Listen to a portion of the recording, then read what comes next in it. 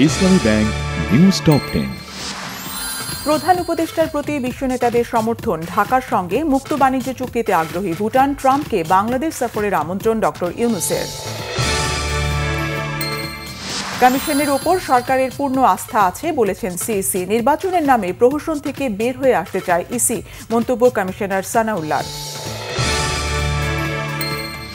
দেশের মানুষের মনোজগতে একটা পরিবর্তন এসেছে, তার সাথে খাপ খাইয়ে চলতে না পারলে রাজনীতিতে টেকা যাবে না, মন্তব্য আমির খসরু মাহমুদ চৌধুরীর।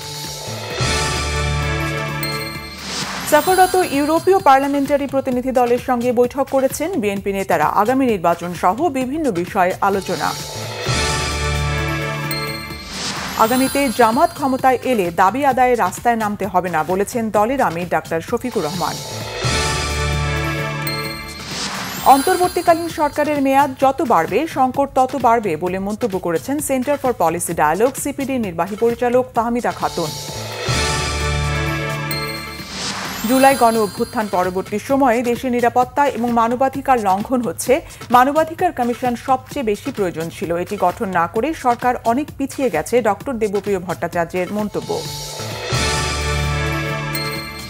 7 কলেজকে নিয়ে প্রস্তাবিত ঢাকা কেন্দ্রীয় বিশ্ববিদ্যালয় প্রতিষ্ঠার খসড়া প্রত্যাহার করে কমিশন গঠনের দাবি শিক্ষার্থীদের।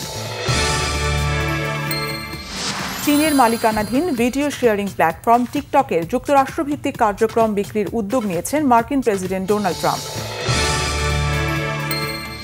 সাফ অনূর্ধ্ব-17 ফুটবলের ফাইনালে আজ ভারতের বিপক্ষে লড়বে বাংলাদেশ। কলম্বোর রেসকোর্স স্টেডিয়ামে বাংলাদেশ সময় সন্ধ্যা 6:30টায় শুরু হবে ম্যাচটি।